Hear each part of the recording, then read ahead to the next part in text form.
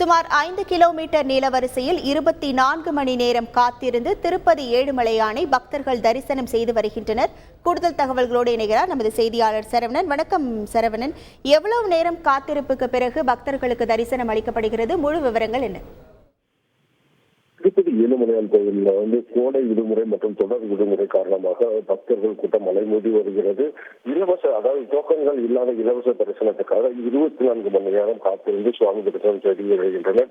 இதற்காக காத்திருப்பு வரிசையில் 5 கிலோமீட்டர் வரை பக்தர்கள் காத்திருந்து சுவாமி தரிசனம் செய்யும் நிலை ஏற்பட்டுள்ளது. மேலும் ஏற்கனவே முன்பதிவு செய்துள்ள 300 ரூபாய் சிறப்பு கட்டண தரிசனத்திற்காக 3 முதல் 5 மணி நேரமும், இலவச டோக்கன் பெற்ற பக்தர்கள் 5 முதல் 7 மணி நேரமும் காத்திருந்து சுவாமி தரிசனம் செய்து தொடர்ந்து நாளையும் இதே நிலைமை, இதற்கு அதிகமான பக்தர்கள் வருவார்கள் என எதிர்பார்க்கப்படுகிறது.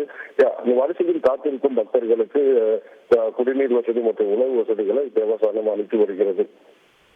உங்கள் முழு விவரங்களுக்கு நன்றி சரவணன். செய்திகளை உடனுக்குடன் தெரிந்து கொள்ள உடனே சப்ஸ்கிரைப் பண்ணுங்க.